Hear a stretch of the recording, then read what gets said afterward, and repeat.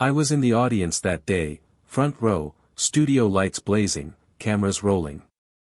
You could feel the energy shift the moment Denzel Washington stepped onto the stage beside Oprah.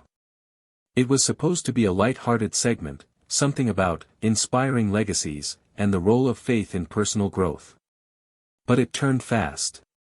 Oprah, poised and charismatic as always, began with warm banter. The crowd laughed easily at first.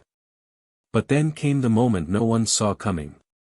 "So, Denzel," Oprah said with a teasing smile, "you really think God's picking your movie roles?" Laughter rippled through the audience.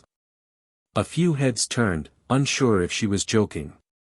Denzel chuckled politely, but his eyes didn't. "I mean," Oprah continued, smirking slightly, "is that how it works?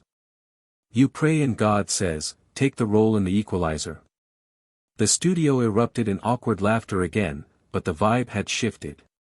Denzel leaned forward in his seat slowly, placing both hands on his knees. Calm. Unshaken. That's when everything changed. Denzel didn't flinch. No raised voice, no defensive tone. Just a slow breath in, the kind that carries decades of composure, clarity, and conviction. He looked Oprah dead in the eye. "You know," he said, his voice smooth but deliberate, "when I prepare for a role, I prepare with the same discipline I approach life with. Prayer isn't about asking God to choose my movies. It's about making sure I stay aligned with something greater than myself." The studio got quiet, noticeably quiet. Cameras panned to Oprah, who blinked once, clearly caught off guard. It was subtle, but you could see it. She hadn't expected him to lean in like this, not without raising his voice. Denzel continued, "I don't use faith as a punchline.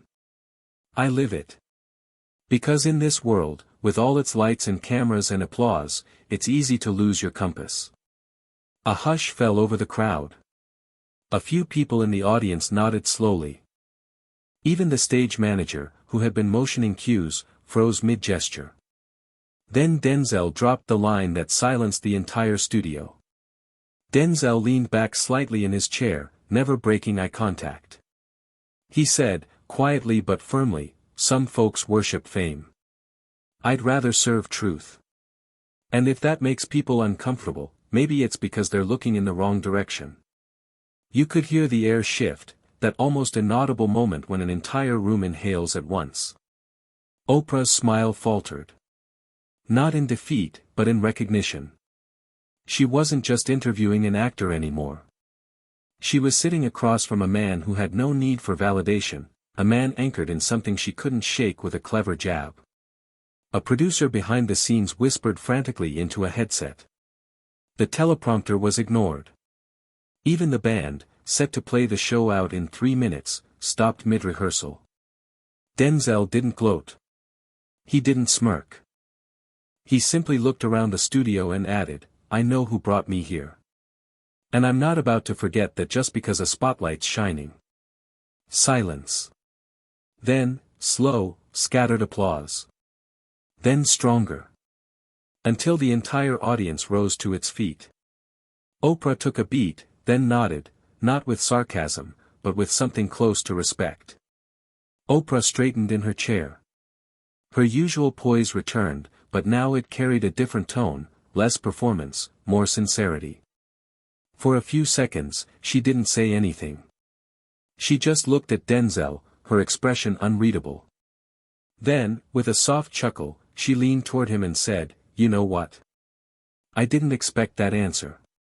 Denzel gave a slight smile. "Most don't." Oprah glanced toward the crowd, then back to him. "You just reminded me of something. When I was younger, I used to pray before every audition. Not for the job, but for peace, no matter the outcome." That was the first moment the tension cracked. The audience relaxed a bit. But the shift was real. This wasn't a typical celebrity segment anymore. It had become something heavier, something honest. Even the floor crew stood still, watching. Oprah added, "I guess I was testing you, a little. And I appreciate the reminder, that some things aren't meant to be joked about." Denzel nodded slowly. Faith doesn't need to be loud to be strong. Sometimes, it just needs to be lived. The room stayed still. Not a phone in sight. No one dared speak. As the show cut to commercial, the studio lights dimmed slightly and the crew rushed in, but no one spoke over each other. It was that rare kind of silence after a moment that hit too deep to ignore. Backstage, producers whispered among themselves. One of the executive segment editors muttered, "We can't cut that." That was something else. In the dressing room hallway, members of the staff were already replaying the moment. A lighting tech leaned against the wall and said to a cameraman, "I've worked here 12 years. Never seen Oprah speechless like that." Even Oprah's longtime makeup artist, who'd prepped countless guests, paused as Denzel passed by after the segment and said softly, "Thank you for saying what needed to be said." Meanwhile, online, clips from the moment were already making the rounds. Even before the show finished airing in all time zones, the line, "Some folks worship fame. I'd rather serve truth," was trending on multiple platforms. People weren't just quoting him, they were dissecting every word, every pause, every facial expression. Back in the green room, a young intern nervously handed Denzel a bottle of water and said, "Sir, that was powerful." Denzel just smiled, took the bottle, and said, "Truth doesn't need to shout. It just needs to stand." Later that evening, after the taping had wrapped, Oprah sat alone in her private office above the studio floor, glass of tea in hand, heels off, face pensive. She replayed the moment over and over in her mind. It hadn't been an ambush. Not intentionally. But she knew, in that quiet, honest part of herself, that her jab at Denzel's faith had come from a place of cynicism. Maybe even fatigue. After decades in the spotlight, interviewing the world's most powerful people, it had become easy to poke at the things people took seriously. Especially faith. But Denzel didn't flinch. He didn't meet cynicism with ego. He met it with certainty. She picked up her phone and typed a quick note. A tweet? A journal entry? She wasn't sure yet. Faith like that, it doesn't shake. It centers the room. She paused, then added, "I've interviewed presidents and prophets. Today, I witnessed both in the same man." She didn't send it. Not yet. But she saved it.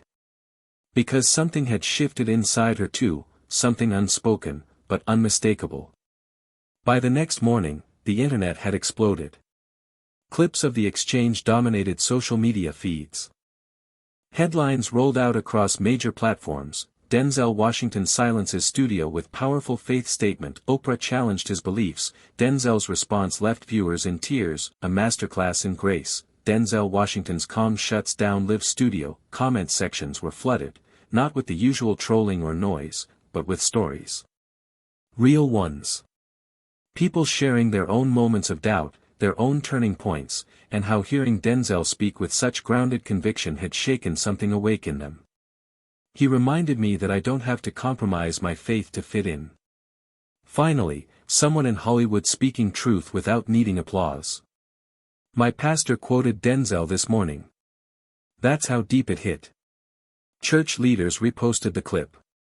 University professors dissected it in lectures about public discourse and authenticity. One viral post simply read, "The moment Denzel made silence louder than applause." And Oprah? She finally did post something. A still photo of Denzel mid-response, captioned simply, "When truth speaks, we listen." That afternoon, Oprah picked up the phone and called Denzel directly. "Wasn't planning to talk shop today," he said with a light chuckle as he answered, "but I had a feeling you might call." "I owed you that," she replied. "Actually, I owe you more than that." There was a pause. Not awkward, just meaningful. "I've done thousands of interviews," Oprah continued, "but yesterday, that wasn't an interview. That was a reminder." Denzel let the silence speak for a moment, then said, "We all need reminders. Even the ones holding the mic." She laughed softly, not the performative studio laugh, but something real. Then she said what few ever expected to hear from her, "I forgot what it felt like to be humbled. Thank you for reminding me." "No judgment here," Denzel replied. "Just grace." They talked for nearly half an hour, not about ratings or networks, but about legacy, grounding, and the danger of drifting when the world rewards distraction. By the end of the call, Oprah said, "Let's do it again. But next time, no audience. Just a real conversation." "I'd like that," Denzel said. Truth doesn't need a camera.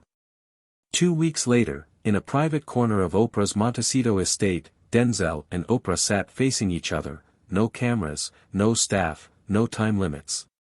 Just two icons, stripped of public armor. The sun filtered through the trees as birds chirped in the background. Denzel wore a plain black sweater and jeans. Oprah was barefoot, holding a mug of chai. This wasn't an interview. It was a reckoning. "I keep thinking about what you said," she began. "About how some people worship fame. I've been circling that idea since the studio." Denzel nodded slowly.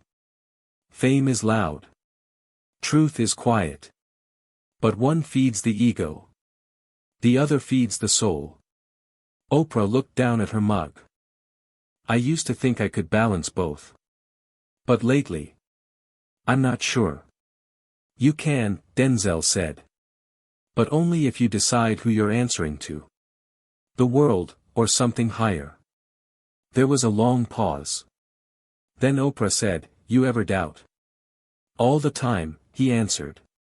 "But I don't lead with doubt. I lead with faith, and let the doubt catch up." Oprah smiled, not because she felt amused, but because for once, she felt understood.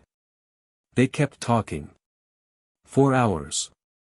About fear, temptation, influence, purpose. Neither one needed to perform. They weren't legends here. Just people. People trying to stay centered in a world built to spin them off balance. By sunset, the conversation had drifted into silence. Not awkward, restful. Oprah sat with her eyes closed for a moment, breathing deeply, listening to the wind move through the trees. Denzel watched the horizon, his expression steady, peaceful. Then she said something she hadn't said in years. Maybe decades. "I think I forgot who I was when the cameras turned off." Denzel didn't interrupt. He let her speak. "I've built empires. Platforms. But somewhere along the way, I confused my voice with my brand. And I forgot that the first time I ever felt power, it wasn't from applause. It was from prayer." Denzel turned to her, his voice quiet but grounded. "Then maybe it's time you started there again." She looked at him, really looked, and nodded. "Yeah, maybe it is." That night, as Denzel drove away from the estate, his phone buzzed. A message from Oprah. "You didn't just shut the studio down, Denzel. You opened something in me. Thank you."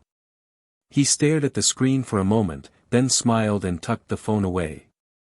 He didn't need a reply. He wasn't chasing likes. He wasn't chasing applause. He was following purpose. In the weeks that followed, something unusual began happening across the entertainment world. It started with whispers, producers referencing the Denzel moment in meetings. Publicists urging clients to speak more honestly in interviews. Faith, once carefully avoided in scripted media, was suddenly being discussed, not as a gimmick, but as a compass. Late-night hosts toned down the sarcasm. Podcasts shifted from surface-level fluff to deeper questions. A-list celebrities began sharing personal moments of grounding and clarity, inspired by what one columnist called the calmest mic drop in live television history. Even Oprah's team felt it. Internally, her staff began pushing for a new series, something unscripted, intimate, soul-first. Not a reinvention. A return. One of her senior producers sent her a one-line message: "The world doesn't need another soundbite. It needs more moments like that." She replied instantly, "Let's build it." Meanwhile, Denzel stayed quiet. No press tour. No follow-up appearance. When asked in a brief red carpet moment about the viral clip, he simply said, "I just answered honestly. That's all." But the world knew better. Honesty like that wasn't common anymore, and that's what made it powerful. Months later, the moment was still being talked about, not as a viral sensation, but as a cultural pivot. Universities studied it. Podcasts dissected it. Churches and community centers played it during discussions on integrity and identity. But for Denzel, life went on quietly. He declined offers to recreate the moment on other talk shows. He refused to cash in on the attention. When asked by a magazine to write a piece titled, "My Faith, My Fire," he responded, "Truth doesn't need marketing. It just needs living."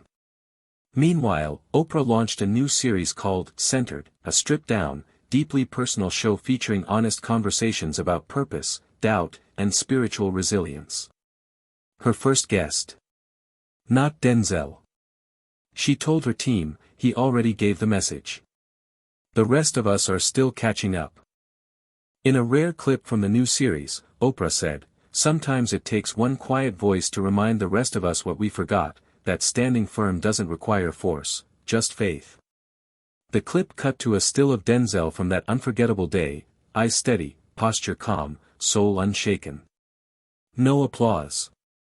No flash. Just a man who stood in truth, and let the world shift around him. And in that stillness, he didn't just shut down a studio. He reignited a conversation the world didn't know it needed.